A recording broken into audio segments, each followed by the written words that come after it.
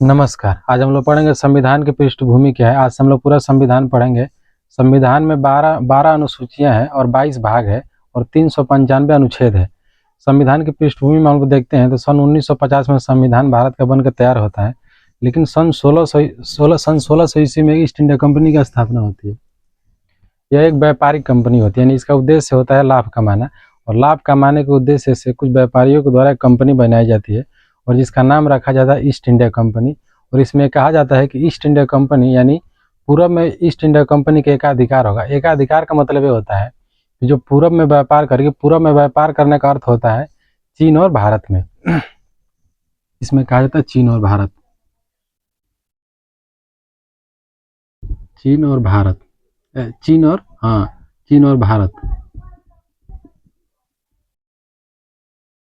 यानी वहाँ के कुछ अमीर लोगों के द्वारा कंपनी बनाई जाती है और ये चार्टर दिया जाता है कि जाओ पूरब में व्यापार करो। और एकाधिकार इसलिए दिया जाता है, एकाधिकार का उद्देश्य होता है कि ईस्ट इंडिया कंपनी ब्रिटेन है, ब्रिटेन जो देश है, ब्रिटेन की केवल ईस्ट इंडिया कंपनी व्यापार करेगी।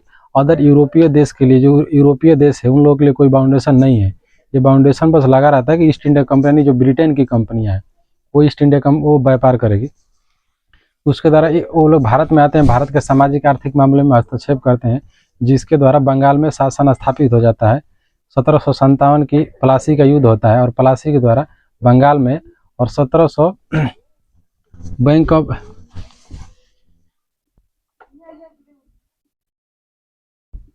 बैटल ऑफ बक्सर होता है, बक्सर की युद्ध होती है और उसके बाद पूर्णतः पूरे द्वैध शासन शुरू हो जाता है।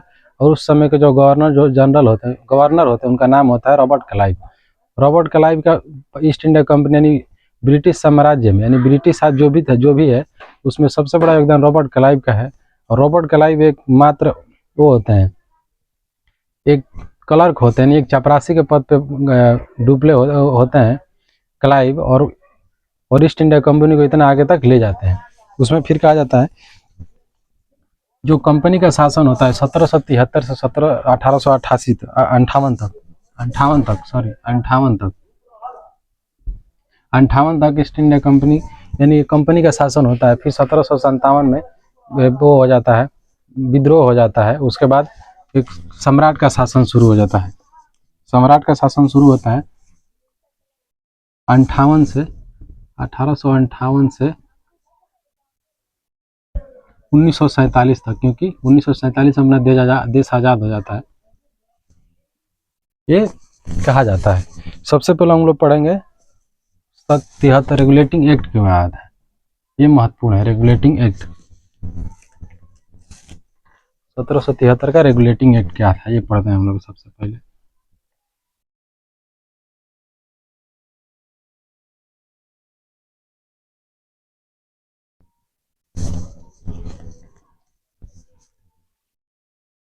सत्रह सौ तिहत्तर का regulating act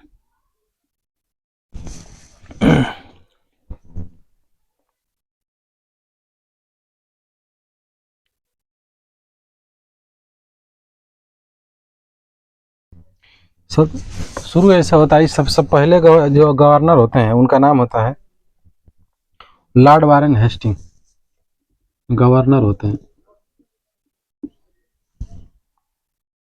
governor Lord Hastings.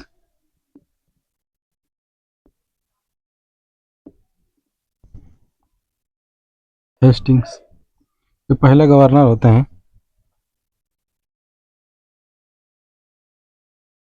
इसमें इनको बंगाल का गवर्नर जनरल क्यों बनाया जाता है हम देखते हैं। 1773 में होता है कि इस समय सन 1600 ईस्वी में ईस्ट इंडिया कंपनी की स्थापना होती है।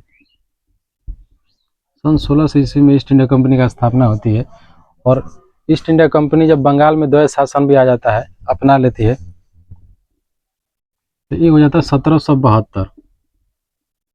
1772 जब आ जाता है तो जो यानी जो इंग्लैंड के जो अमीर वर्ग होता है, अमीर वर्ग कंपनी के पास जाता है और कहता है कि हम कंपनी बने हुए सन 1600 ईस्वी में कंपनी बनी थी और लगभग 165 साल हो गया, 165 वर्ष हो गया, वहाँ के अमीर लोग ये बोलते हैं, महारानी विक्टोरिया के पास जाते हैं और कहते हैं कि महारानी, आपकी जो हम लोग जो ईस्ट इंडिया कंपनी की स्थापना हुई थी सन 1600 में, हम लोग पैसा दिए थे और ईस्ट इंडिया कंपनी आज तक हम लोग को मुनाफा ही नहीं मिला। यानी वो लोग कहते हैं कि जितना हम लोग पैसा लगाए थे हम लोग का कोई लाभ ही नहीं हुआ, हम लोग को पैसा तो मिला ही नहीं, हमारे कितने पूर्वज मर गए, यानी 165 साल हो गए हम लोग को कोई लाभ ही नहीं मिला। महारानी विक्टोरिया कहती हैं कि इसमें हमारा क्या दोष। महारानी विक्टोरिया कहती हैं कि अब क्या करें, तो महारानी विक्टोरिया जो होती है वहाँ के संसद के पास जाती हैं, वहाँ के संसद के पास, संसद के पास जाती हैं और संसद कहता है कि हम इसका सलूशन तो निकालेंगे लेकिन हम आपकी सारी सारी जो व्यवस्था है उसको हम लोग रेगुलेट करेंगे, रेगुलेट करेंगे।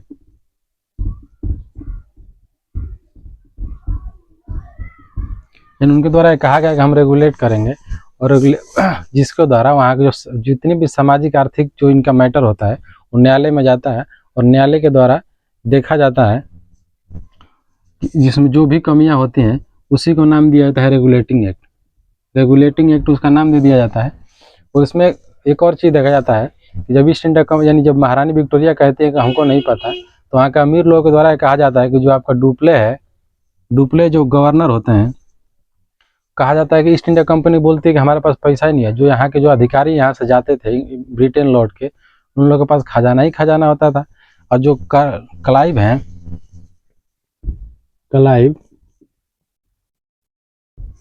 क्लाइव के पास 27 जहाज से सोना उतरता है, यानी खजाना इनका, यानी इनके द्वारा श्वेत विद्रोह भी दबाया जाता है।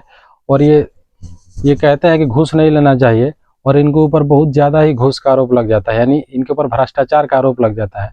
जब ये ब्रिटेन जाते हैं तो इनके ऊपर जांच चलती है और जांच चलने के बाद बाइज्जत बरी हो जाता है। फिर ये कुछ दिन बाद खुद ही चाकू मार कर मर, यानी खुद ही इस घर में सुसाइड कर लेते हैं। बेइज्जती होने लगता है इनका बहुत ज़्यादा कि तुम इंग्लैंड गए, यहाँ से चोरी किए हो, ये सब लेके इनको वो लग जाता है। फिर ये खुद ही चाकू मार के मर जाते हैं, इनका देहांत हो जाता है। और इसमें उच्च न्यायालय की स्थापना की गई। बहुत सारे इसमें सुझाव दिया गया जिसमें इस उच्च न्यायालय की स्थापना की गई 1774 में।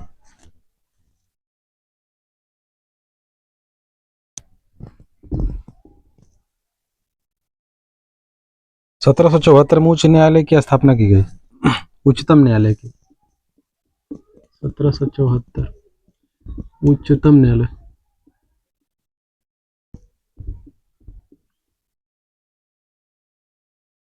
उच्चतम न्यायालय की स्थापना, उच्चतम न्यायालय की स्थापना की गई। इसमें जो मुख्य न्यायाधीश थे, मुख्य न्यायाधीश, इनके साथ 3 अन्य न्यायाधीश जोड़े गए, 3 और न्यायाधीश जोड़े गए अलग से, मुख्य न्यायाधीश के अलावा। फिर इसमें कहा गया, इसमें कोर्ट ऑफ डायरेक्टर की भी स्थापना की गई, कोर्ट ऑफ डायरेक्टर। उसके बाद आता है 1781, उसके बाद आता है 1781 का संशोधन अधिनियम, संशोधन अधिनियम, अधिनियम।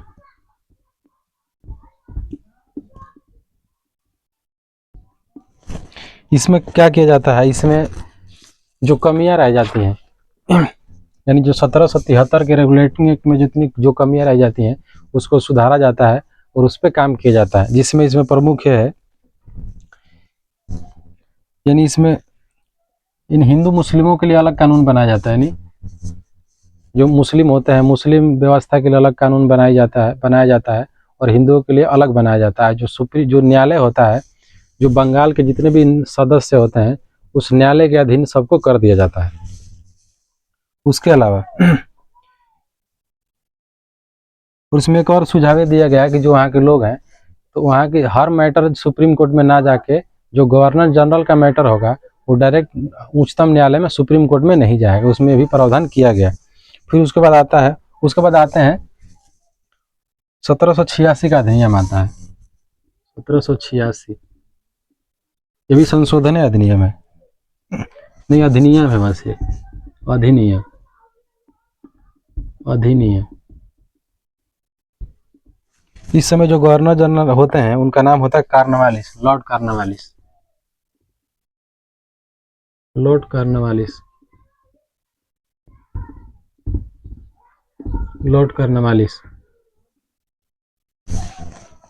लॉर्ड कार्नवालिस जब आते हैं तो कहते हैं कि सेनापति और कमांडर इन चीफ का जो पद है इनको दिया जाए, नहीं स्वायत्त अधिकार दिया जाए, पावर मांगते हैं, जो सेना की पावर है अपने हाथों में लेना चाहते हैं। फिर उनको शर्त दिया जाता है, फिर ये बंगाल के गवर्नर का पद लेते हैं। कमांडर इन चीफ का जो पद है ये कहते हैं कि इसमें मेरा हमको मिलना चाहिए, सेना का पद, सेनापति।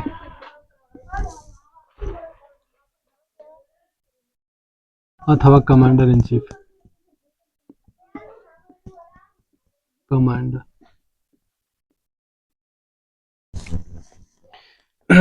अच्छा, लॉर्ड क्यों कहा जाता है भी देख लेते हैं। लॉर्ड, लॉर्ड होता है, बैरन होता है। लॉर्ड ये होता है जो वहाँ, जैसे यहाँ पे वहाँ के जो कुलीन लोग होते हैं ये लोग बड़े घर से आते थे, यानी जो वहाँ की हायरार्की, जो पूर्ण जागरण जब होता है तो यूरोप की जो हायरार्की होती है सबसे ऊपर जो होते हैं वो होते हैं प्रोटेस्टेंट, यानी पादरी होते हैं, पादरी लोग होते हैं। पादरी के बाद जो ये आता है ये लॉर्ड, राजा आते हैं, किंग आते हैं, किंग के नीचे जो होता है लॉर्ड आते हैं, लॉर्ड के नीचे सामंत लोग आते हैं, यानी जो भारत की जो सामंती सिस्टम है वहीं से लिया गया है। जैसे भारत में जातीय हो जातियाँ हैं, जो बड़ी जातियाँ हैं उसका हायरार्की है जाति का, वैसे ब्रिटेन में जो जिनके आगे लॉर्ड लगा रहता है, इन वहाँ के जो बड़े हायरार्की में जाते हैं, राजा के नीचे जो आते हैं यही लोग आते हैं, लॉर्ड बैरम ड्यूक करके जो आते हैं, इसलिए इन लोगों को लॉर्ड किया कहा जाता है। वहाँ के लोग सामंत यानी बड़े घर के लोग होते थे लोग, इसलिए उनको सामंत कहा जाता है। और उसके बाद आता है 1993 का चार्टर अधिनियम, 1793, सॉरी 1793 चार्टर अधिनियम,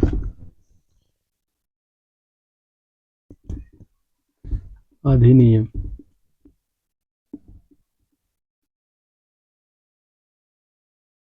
इसमें कहा है, इसमें कहा जाता है कि जो कंपनी का अधिकार है, यानी जो कंपनी का अधिकार है उसको 20 साल के लिए बढ़ा दिया गया, 20 वर्ष के लिए, 20 वर्ष के लिए, 20 वर्ष के लिए बढ़ा दिया गया, यानी कंपनी का अधिकार बढ़ाया गया, यानी जो कंपनी अधिकार करती थी उसको बार बार संशोधन करना पड़ता था, ऐसे ऐसे प्रॉब्लम होता था, इसलिए इसको क्या किया गया, 1793 का जो चार्टर्ड अधिनियम आया और इसमें कहा गया कि जो कंपनी का अधिकार है 120 साल, यानी 20 साल के लिए इसमें कोई संशोधन नहीं किया जाएगा, जब भी संशोधन करना होगा और ठीक 20 साल बाद ही इसमें संशोधन किया जाएगा। जो इसमें कमांडर इन चीफ होता था उस पद को भी हटा दिया गया, नहीं उसको उसमें कोई अनिवार्यता समाप्त कर दी गई। इसमें बोर्ड ऑफ कंट्रोल, इसमें बोर्ड ऑफ कंट्रोल की स्थापना की गई, यानी इसमें कहा गया कि जो बोर्ड ऑफ कंट्रोल के जो सदस्य होते थे, जो ब्रिटेन का अधिकारी जो भारत में नियुक्त होते थे, उनका पहले जो पेमेंट आता था विदेश से आता था, लेकिन अब इसमें कहा गया 93 में कि जो यहाँ के अधिकारी हैं उनका जो तनख्वाह होगा, यानी जो पेमेंट किया जाएगा भारत से ही किया जाएगा, ना कि ब्रिटेन से किया जाएगा। अब यहीं से उनका भुगतान किया जाएगा, वो भी प्रावधान इसी में किया गया। फिर उसके बाद 20 साल बाद आता है 1818 फिर आता है चार्टर अधिनियम 1813, 1813 चार्टर अधिनियम।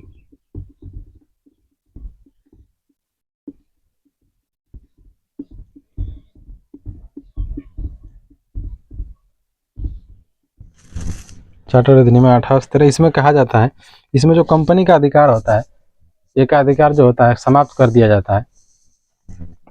इसमें कहा जाता है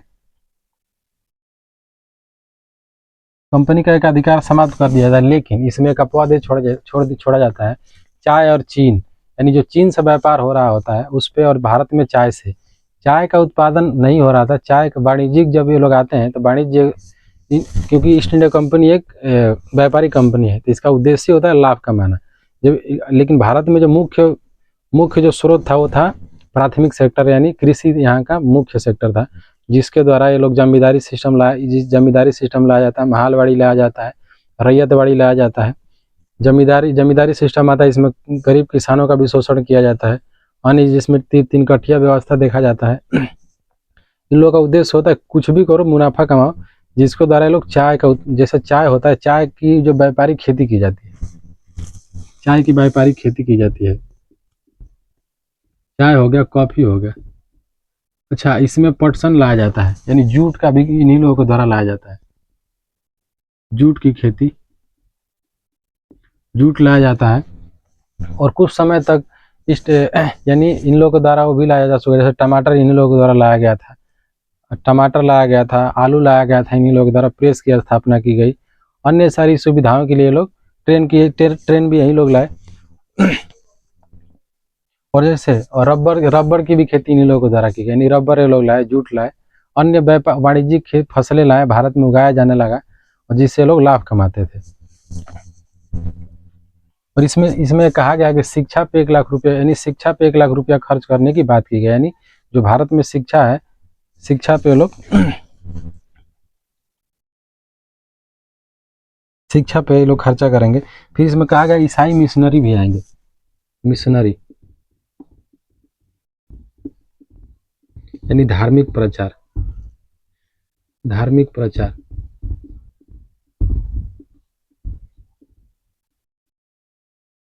यानी इसमें कहा गया कि ईसाई जो मिशनरी हैं वो लोग भारत में आ सकते हैं और वो अपने अपने धार्मिक प्रचार कर सकते हैं, जिसके द्वारा आज भी जैसे देखा जाता है ईसाई मिशनरी, जो ईसाइयों का जो प्राथमिक शिक्षा है उस पर बहुत बड़ा योगदान है, यानी 80% 95% इन लोगों का सबसे बहुत बड़ा योगदान है। इसके बाद लॉर्ड जो शिक्षा नीति बनाई जाती है, इसी समय शिक्षा की नीति बनाई जाती है। इसमें शिक्षा नीति बनाई जाती है।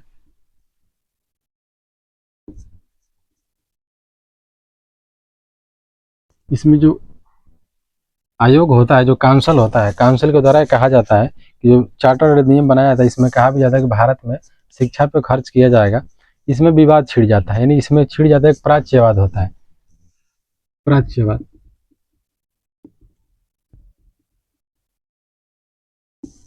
हम लोग देखते हैं प्राच्यवाद क्या है।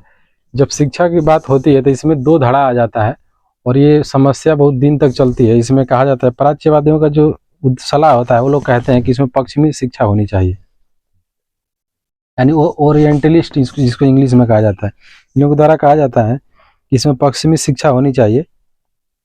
और कई लोगों का मत होता है, कुछ लोग कहा जाता है कि नहीं होना चाहिए, कुछ लोगों का होना चाहिए। इसी समय आते हैं लॉर्ड मैकाले।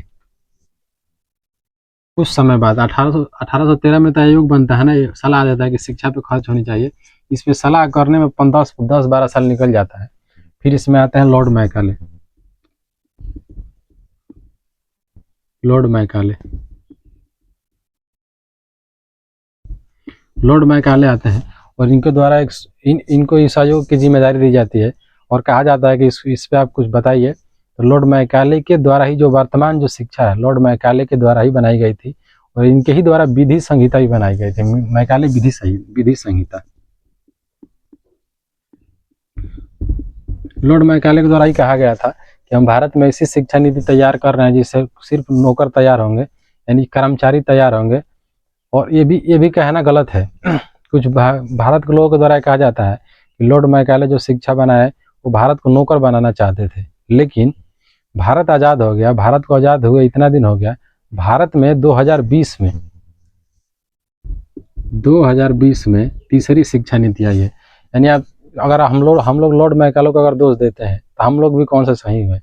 क्यों? क्योंकि जब लॉर्ड मैकाले आते हैं, लॉर्ड मैकाले अपनी विधि संहिता बनाया 1833 के करीब अपना बनाते हैं चार्टर, जिसमें विधि संहिता बनाते हैं, शिक्षा नीति बनाते हैं। लेकिन जब हम लोग देश आज़ाद हो गया तो पहली जो शिक्षा नीति आती है इंदिरा गांधी के समय लाई जाती है और दूसरी लाई जाती है राजीव गांधी के साथ, राजीव गांधी के कार्यकाल में, और तीसरी लाई जाती है नरेंद्र मोदी जी के काल में। अभी भी वो क्रियान्वयन नहीं हुआ है, अभी इस साल हो सके तो लागू हो जाए। हम लोग दूसरे को दोषी देने से पहले हम लोग को खुद देखना चाहिए कि हम लोग कितना ध्यान दे रहे हैं। जब देश आज़ाद हुआ, जवाहरलाल नेहरू थे, जवाहरलाल नेहरू से एक ही सबसे बड़ी गलती ये हुई कि पूरी दुनिया जैसे जापान है, जापान जब गुलामी से हटा तो जापान ने सोचा कि हम कैसे गुलाम बने। इस पे वो लोग जब चर्चा किए, जापान को पता चला कि हमारी शिक्षा नीति खराब थी और हमारी वाणिज्यिक नीति खराब थी। और जापान क्या करता है कि वाणिज्य और शिक्षा पे काम करता है और पूरे दुनिया में पूरे दुनिया में प्राथमिक एजुकेशन को महत्वता ज़्यादा दी गई, यानी ज़्यादा महत्व दिया गया कि प्राथमिक शिक्षा अच्छी होनी चाहिए। लेकिन हमारे देश में जब हम लोग आज़ाद हुए तो जो जवाहरलाल नेहरू थे, पंडित जवाहरलाल नेहरू, इनके द्वारा सबसे बड़ी गलती ये की गई कि ये सबसे पहले IIM IIT बनाने लगे, यानी ये हायर स्टडी को सुधारने लगे और ये प्राथमिक शिक्षा पे जोर नहीं दिया गया। और वर्तमान समय में भारत की एकदम बहुत ही खराब दशा है, प्राथमिक एजुकेशन हमारे देश का अच्छा नहीं है। यानी और सर्व शिक्षा अभियान लाया भी कब गया? सन 2002 में, यानी 86वां संविधान संशोधन किया गया और निःशुल्क विधि यानी निःशुल्क शिक्षा दी गई। 6 से 14 वर्ष के बच्चों को निःशुल्क शिक्षा दी गई, यानी ये पहले DPSP में इसका प्रावधान था और ये भी किया गया है। आज भी बहुत सी भिन्नता है, यानी जो CBSE का एजुकेशन, उसमें क्वालिटेटिव एजुकेशन, यानी जो CBSE की पढ़ाई है, यानी इंग्लिश मीडियम की जो पढ़ाई है, उसमें गुणात्मक है। यानी CBSE बोर्ड का लड़का 2 में है तो उसको 2 का कैरिकुलम पता है, और ये दोष हम लोग सिर्फ सरकारी स्कूल और सरकारी शिक्षक में भी नहीं दे सकते, क्योंकि दोष हम लोगों का भी है। यानी जो ग्रामीण स्तर का जो बच्चा है वो खुद स्कूल नहीं जा रहा है और माँ बाप भी नहीं भेज रहे हैं। जो प्राइवेट में भेजना तो अच्छा सा नहा लेता है, नहा धोवा के और ड्रेस लगा के माँ बाप स्कूल भेजते हैं। लेकिन सरकारी स्कूल में हाल ये है कि माँ बाप में खुद ही अवेयरनेस नहीं है। माँ बाप को भेजना चाहिए। कहीं कहीं तो ग्रामीण स्तर पे मास्टर साहब आते हैं, घर से ले जाते हैं बच्चा को 10 रुपया दे के, 15 रुपया दे के। तो जिम्मेदारी हमारी है। तो हम लोग, कुछ लोग के द्वारा सरकार को दोष दिया जा रहा है और शिक्षकों को भी दोष दिया जाता है कि आप लोग पढ़ा नहीं रहे हो, लेकिन सबसे बड़ी गलती हमारी है, क्योंकि हम भी नहीं भेज रहे हैं स्कूल में बच्चे को। मास्टर साहब स्कूल नहीं आएंगे, सरकार को लोग दोष देते हैं। सरकार क्या करे? सरकार तो स्कूल खोला है और टीचर भी बैठाया है। सर अगर आप जाओगे ही नहीं, आपका बच्चा जाएगा ही नहीं 20 महीना में 28 दिन 24 दिन, तो पढ़ाई कैसे होगा? इसलिए हमारी भी गलती है। फिर हम लोग देखते हैं 1833 का अधिनियम आता है। इसमें का अधिकार जो होता है कंपनी का पूर्णतः समाप्त कर दिया जाता है। 1833 चार्टर्ड अधिनियम, चार्टर्ड अधिनियम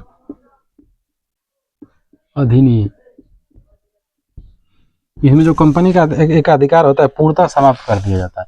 यानी इसमें कहा जाता है कि ईस्ट इंडिया यानी ब्रिटेन की जो कंपनियां हैं, ब्रिटेन की कोई भी कंपनी आकर भारत में व्यापार कर सकती है। इसमें कोई रोक टोक नहीं है, जो चाहे वो आकर व्यापार कर सकता है। इसके बाद आता है इसमें सिविल सेवकों की भर्ती की बात की जाती है। सिविल सेवक, हम लोग देखते हैं सिविल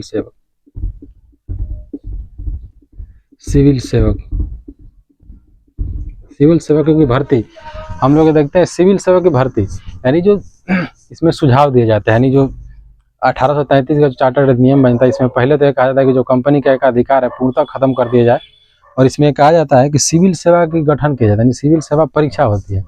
सिविल सेवा की जो एग्जाम है वो सबसे पहले बनाया गया था, ये आम पब्लिक के लिए नहीं बनाया गया था। सबसे पहले देखना जरूरी है, सिविल सेवा की जो एग्जाम था, यानी ये इसका पहला नाम था कोविनांट सर्विस।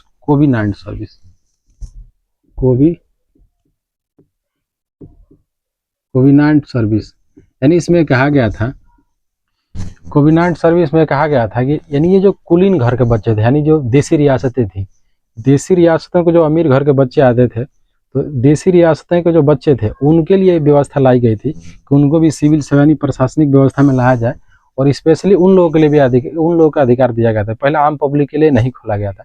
फिर इसमें संशोधन किया जाता है। फिर 1958-53 का आता है संशोधन अधिनियम 1953 का। जब 53 का अधिनियम आता है, इसमें कहा जाता है कि इसमें कोई भी यानी इसमें सबके लिए खोल जाता है, यानी पब्लिकली सार्वजनिक कर दिया जाता है। इसमें भी एक वर्ग ही जाता है, एक वर्ग नहीं जाता है।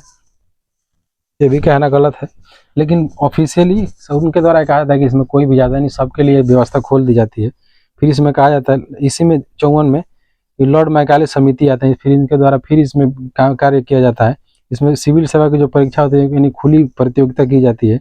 इसमें जनरल परिषद जो होता है विधायी प्रशासनिक यानी परिषद होता है, विधायी एवं प्रशासनिक कार्यों को अलग कर दिया जाता है इसमें। फिर इसमें यानी जो विधान परिषद होता है उसमें स्थानीय प्रतिनिधित्व की बात की जाती है।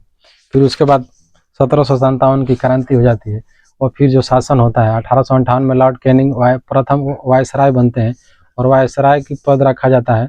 और एक रखा जाता है राज्य सचिव का। राज्य सचिव ब्रिटेन में रहते थे और जो वायसराय होते थे भारत में रहते थे। वायसराय यानी उनका प्रतिनिधित्व करते थे, यानी जो फिर हम लोग इसमें देखते हैं, यानी जो वायसराय होते हैं, वायसराय राज्य सचिव का प्रतिनिधित्व करते हैं, यानी ये सुझाव देते हैं जो भी कार्य होता है वो ब्रिटेन में चिट्ठी के माध्यम से वहाँ पे पहुँचाते हैं, उस पर कार्य किया जाता है। जिसमें पहले वायसराय बनाए जाते हैं लॉर्ड कैनिंग, वो भी महारानी विक्टोरिया का पत्र पढ़ते हैं यहाँ पे इलाहाबाद में, और जिसके द्वारा उनको बनाया जाता है। इसमें भारत सचिव इसमें भारत सचिव की सहायता के लिए 15 सदस्यीय परिषद बनाई गई, यानी 15 सदस्यीय परिषद बनाई गई। यानी जो निदेशक मंडल पहले होता था, निदेशक मंडल को, बोर्ड और कंट्रोल को, सबको खत्म कर दिया गया। यानी जो सत्ता थी वो महारानी विक्टोरिया के हाथ में चली गई, यानी क्वीन के हाथ में। इसमें 15 सदस्यीय परिषद बनाया गया, 15, यानी भारत सचिव की सहायता के लिए भारत सचिव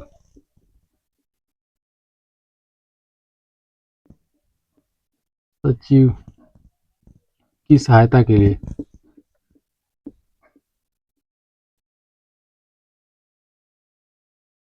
15 सदस्यीय परिषद की स्थापना की गई। सदस्य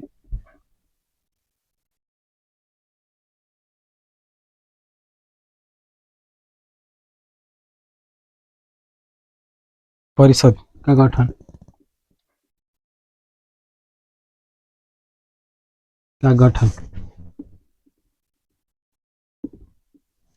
गठन किया गया। इसमें 1858 में मिशनरी अधिनियम जो था, मिशनरी जैसे मिशनरी थे, प्रशासनिक मिशनरी सुधार किया गया।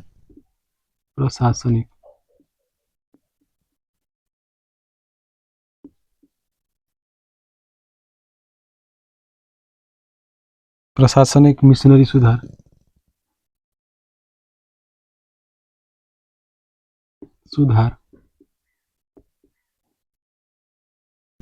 किया गया। फिर इसमें भारत परिषद अधिनियम आता है, और फिर उसके बाद जो 1892 का परिषद अधिनियम आता है। 1892 परिषद अधिनियम, भारत परिषद अधिनियम।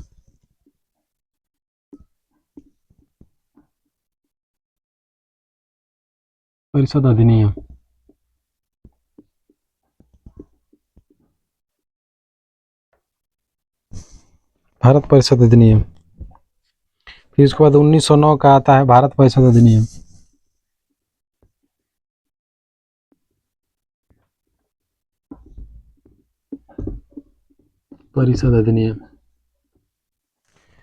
फिर इसमें मुस्लिमों के लिए अलग निर्वाचन क्षेत्र, यानी इसमें मार्ले मिंटो जो होते हैं, मार्ले और मिंटो।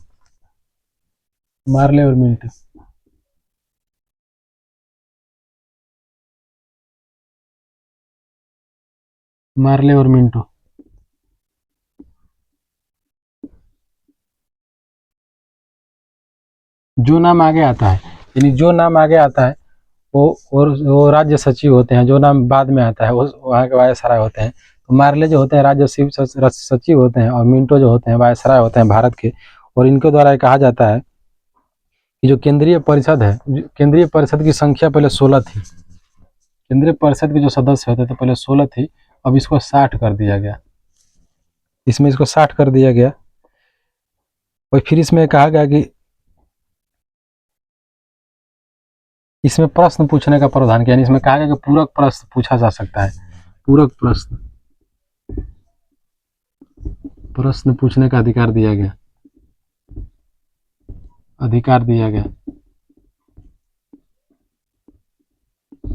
यानी इसमें प्रश्न पूछने का भी अधिकार दिया गया।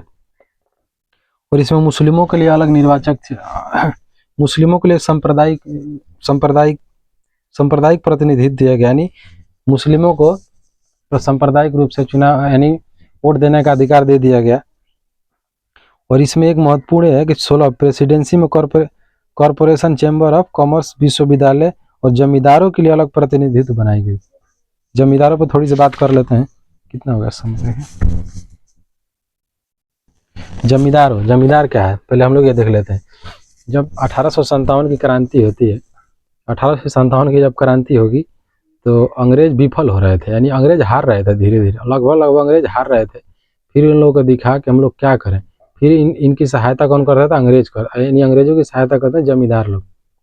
जमींदार और ये जमींदार और देसी रियासतें और जमींदार मिलकर खुल के इन लोगों का सपोर्ट करते हैं, जिससे अंग्रेज बहुत ज़्यादा खुश होते हैं। अंग्रेज इतने खुश होते हैं जब ये ब्रिटेन जाते हैं, वो ब्रिटेन जाते हैं और वहाँ के काउंसिलेट से बात की जाती है, संसद में इनकी बात चलती है, यानी जमींदार और देसी रियासतों के लिए बात चलती है। और उन लोगों द्वारा कहा जाता है कि इतना हमारे हेल्प किया गया है देसी रियासतें और जमींदारों के द्वारा, हम लोग कुछ इनके लिए हम लोग को करना चाहिए। जब ईस्ट इंडिया का जो वहाँ के अधिकारी जब आते हैं, भारत वापस आते हैं, फिर इन लोगों के लिए अलग से व्यवस्था की जाती है, यानी जो जमींदार होते हैं और देसी रियासत इनको अलग अलग से प्रतिनिधित्व दिया जाता है और अलग इनकी आरक्षण की बात की जाती है, यानी इनको अलग से प्रतिनिधित्व दिया जाएगा और इनका खुलेआम सहयोग किया जाता है, जिसमें 21 तोपों की सलामी हो गई, सम्मान के लिए दिया जाता है। फिर इसमें इनको उपाधियाँ दी जाती हैं, जैसे राज बहादुर, जमींदार साहब, राजा साहब, महाराजा साहब, ऐसे पदों की यानी उपाधियाँ दी जाती है, इन लोगों को दी जाती है। जब देश आज़ाद हो रहा था, महात्मा गांधी लड़ रहे थे, लेकिन महात्मा गांधी खुल के कभी नहीं बोले कि हम खुद परेशान थे, देसी रियासतें तो खुद परेशान थे और जमींदारों को खुल के विरोध नहीं कर रहे। लेकिन सबसे बड़ा संकट महात्मा गांधी के लिए जमींदार थे, देसी रियासतें थी सबसे ज़्यादा। लेकिन जिस चीज़ को डॉक्टर महात्मा गांधी कभी खुल के इन लोगों का विरोध नहीं किए कि हम इन लोगों को ज़्यादा सबसे ज़्यादा परेशान है, भले किताब में लिखे लेकिन मंच पर खुल के कभी नहीं बोले कि हम जमींदार हो।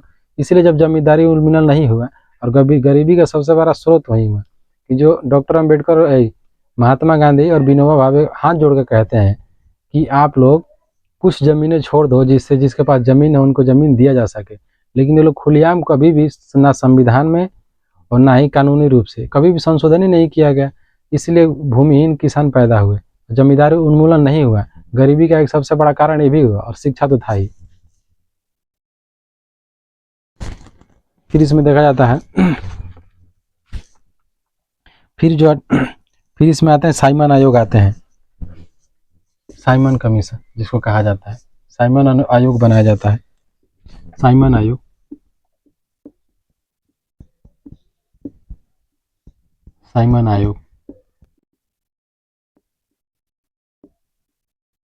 साइमन आयोग का गठन किया जाता है, जिसका विरोध भी किया जाता है, जिसमें कहा था कि साइमन गो बैक। उसके बाद सांप्रदायिक अवार्ड उसके बाद क्या होता है, उसके बाद सांप्रदायिक अवार्ड होता है, जिसमें डॉक्टर अम्बेडकर होते हैं और महात्मा गांधी होते हैं। और इसमें यरमदा जेल में डॉक्टर अम्बेडकर और महात्मा गांधी के बीच संधि की जाती है, यानी डॉक्टर अम्बेडकर कहते हैं कि हमको सांप्रदायिक निर्वाचन चाहिए और संयुक्त निर्वाचन नहीं चाहिए, संयुक्त निर्वाचन क्षेत्र नहीं मांगते हैं। ये कहते हैं कि हमको भी अधिकार मिलना चाहिए वोटिंग का अलग से, और जिसका विरोध करते हैं महात्मा गांधी कहते हैं कि आपको संयुक्त क्षेत्र दिया जाएगा, पृथक निर्वाचन क्षेत्र नहीं दिया जाएगा। इसमें फिर गांधी अम्बेडकर का भी वो होता है। फिर इसमें आरक्षण का प्रावधान किया जाता है और इसमें फिर एक किया जाता है, फिर भारत शासन अधिनियम 1935 आता है, जिसमें 321 अनुसूचियाँ बनाई गई, अनुच्छेद बनाए गए, 321 अनुच्छेद 1935 भारत शासन अधिनियम जो कहा जाता है।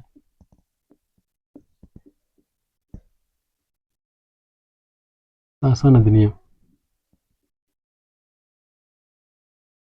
इसमें 321 अनुच्छेद बनाया जाता है। अनुच्छेद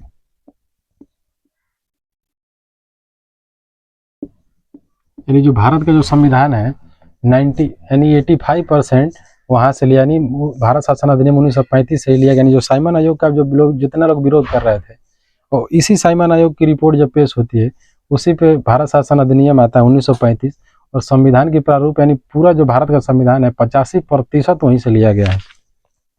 इसमें 10 अनुसूचियाँ बनाई गई, अनुसूची 10